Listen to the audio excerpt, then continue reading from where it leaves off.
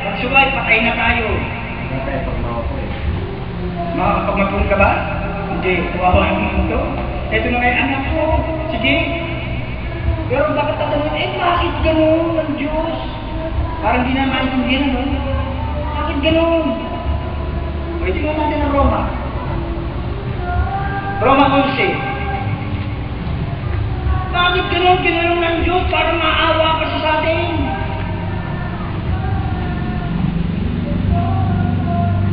Roma 11:32 hanggang 36.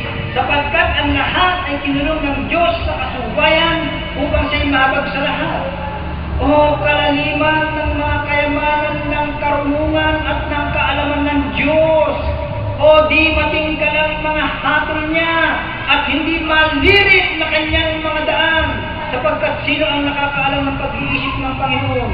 O ano ang kanyang naging kasangguling? O sino ang nagbigay ng una sa kanya at siya'y babayaran muli? Sapagkat kanya at sa pamagitan niya at sa kanya ang lahat ng mga bagay. Sumakanya nawa ang kalulahatian, magpakailanman siya nawa. Pero ipinangalam sa atin ng Diyos yan. Ipinangalam sa atin ng Espiritu yan, yung malalalim na bagay ng Diyos. Di ba?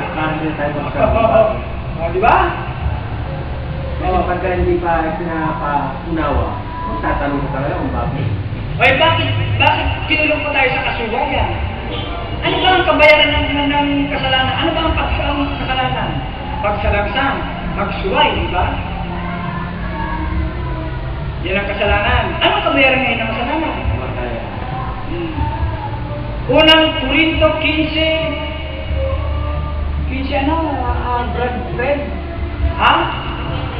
56. Very good.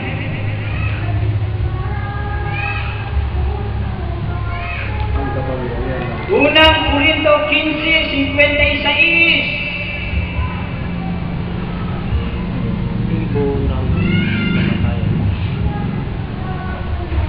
Ang kapangyarihan. Hindi. Ang tibo ng kamatayan ay ang kasalanan.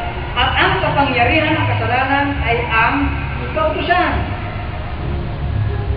36. Versikulo 36. Ikaw namang ang inyong inihahasik ay hindi binubuhay, maliban akong mamatay. Diba? Kaya tayo, sapagkat ang kasalanan ay nasa sanglibutan. Ang tao, masama na. Bakit? Nasa sanglibutan na kasi yung kasalanan.